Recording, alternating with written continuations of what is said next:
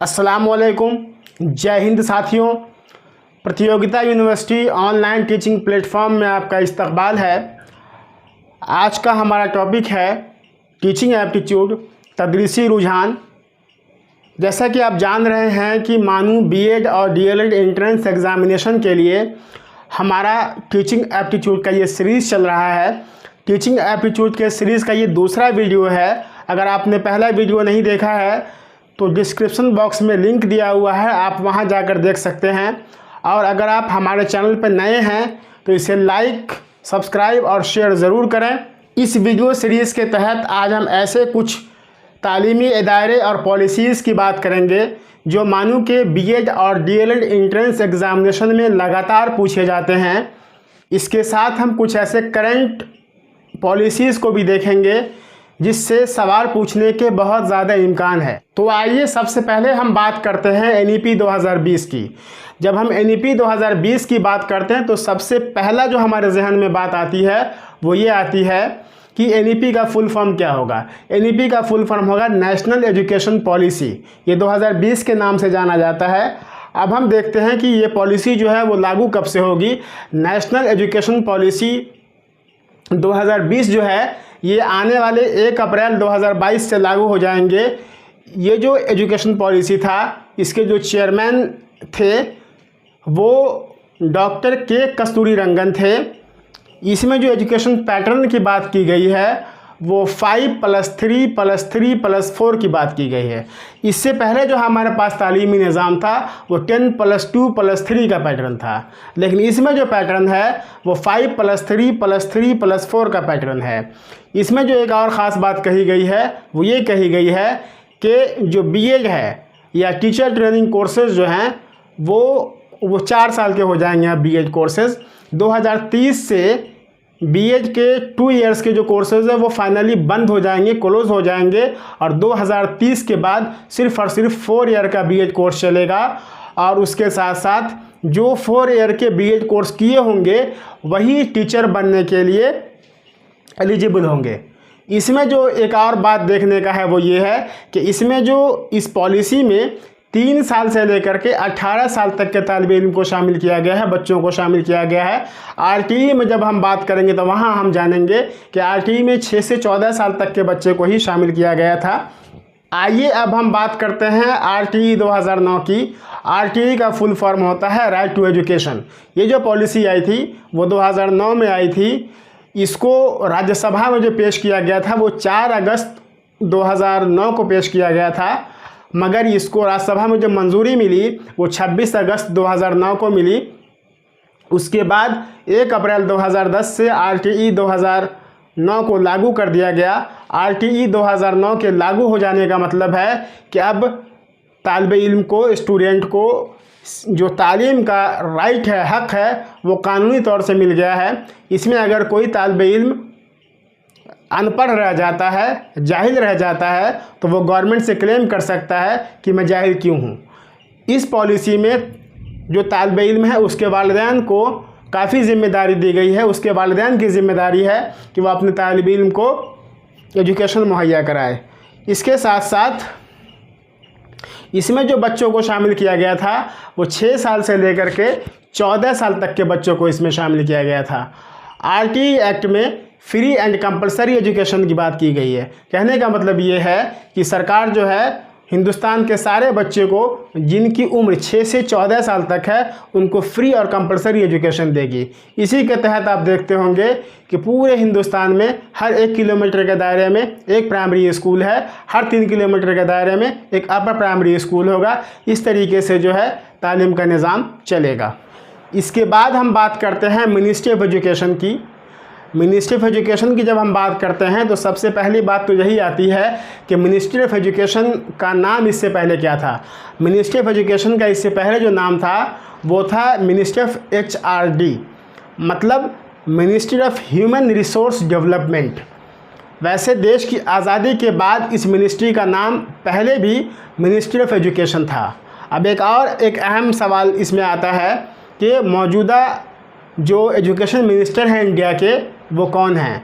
तो अभी जो मौजूदा एजुकेशन मिनिस्टर हैं इंडिया के वो धर्मेंद्र प्रधान है। इससे पहले रमेश पोखरियाल निशंक थे।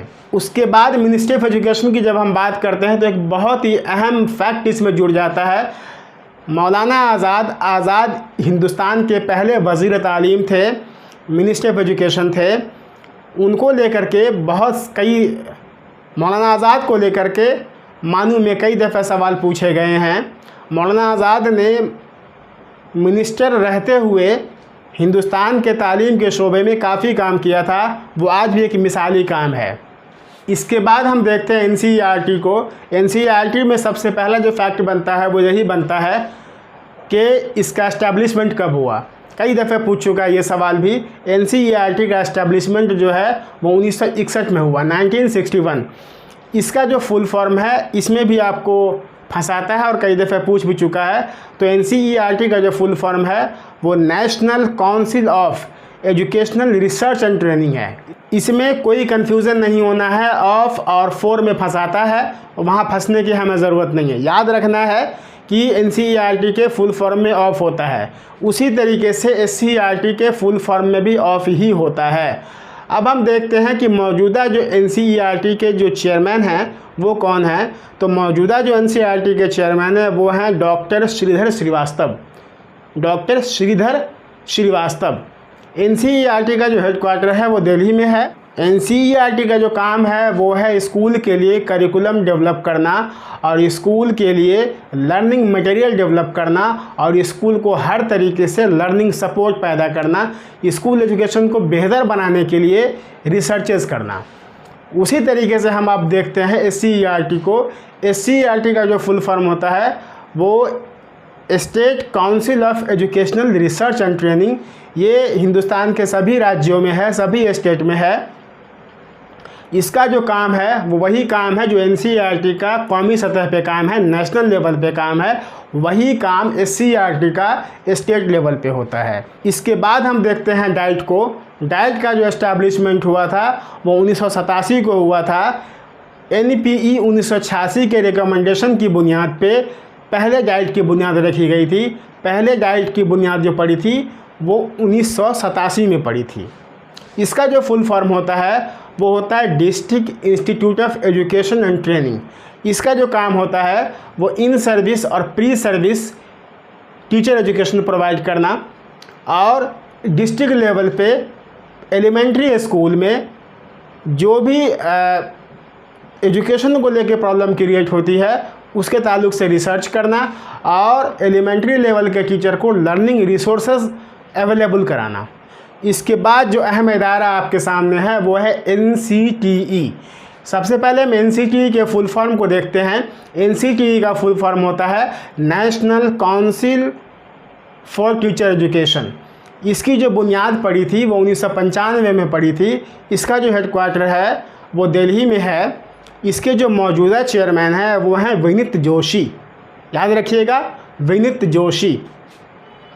इसका जो काम है वो जितने भी टीचर एजुकेशन के कॉलेजेस हैं, इदारे हैं, उसको रिकॉग्निशन देना। अब हम देखते हैं आरआई को।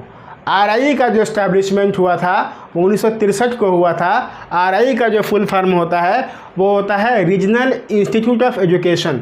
ये एनसीईआरटी का पार्ट है और पूरे हिंदुस्तान में 5 जगह पे इसके सेंटर्स बनाए गए हैं एनसीईआरटी के ज़रिए।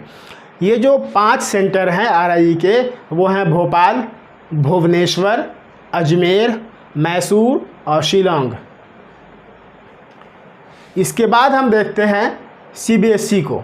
सीबीएसई का जो फुल फॉर्म होता है वो होता है central board of secondary education.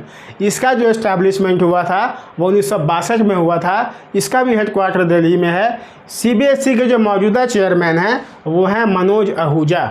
इसके बाद जो अगला पॉइंट हमारे पास है वो है एनसीएफ 2005। एनसीएफ 2005 की बात हम कल की वीडियो में बहुत ही डिटेल के साथ कर चुके हैं। अगर आपने नहीं देखा है तो आप डिस्क्रिप्शन बॉक्स में जा कर के एनसीएफ के ताल्लुक से उस वीडियो को देख सकते हैं, क्योंकि एनसीएफ को देखना इसलिए भी ज़रूरी है कि अगर आप तदरीसी रुझान के सवालात को सॉल्व करना चाहते हैं तो एनसीएफ की फ़िलासफ़ी को जानना बहुत ज़रूरी होगा। अगर आप एनसीएफ की फ़िलासफ़ी को नहीं जानते हैं, एनसीएफ के रिकमेंडेशन को नहीं जानते हैं, तो आपको टीचिंग एप्टीट्यूड या तदरीसी रुझान के सवालात को सॉल्व करने में प्रॉब्लम आएगी, क्योंकि वही तदरीसी रुझान के बुनियाद हैं। उम्मीद है जितनी बातें हमने की है वो सारी की सारी आपको समझ में आई होंगी। अगर आप हमारे चैनल पर नए हैं तो इसे लाइक और सब्सक्राइब ज़रूर कीजिए। अभी जितनी भी बातें हमने की वो सारी की सारी बातें बहुत इंपॉर्टेंट है। जितने भी फैक्ट मैंने अभी आपको बताए हैं वो सारे के सारे फैक्ट आपके मानू के बीएड और डीएलएड एंट्रेंस एग्जामिनेशन के पॉइंट ऑफ व्यू से बहुत ही ख़ास हैं, बहुत ही इंपॉर्टेंट है। इसको आप ज़रूर देख लीजिएगा अच्छे से, इसके बाहर सवाल नहीं जाएगा। मिलते हैं नेक्स्ट वीडियो में किसी और टॉपिक के साथ। शुक्रिया, जय हिंद।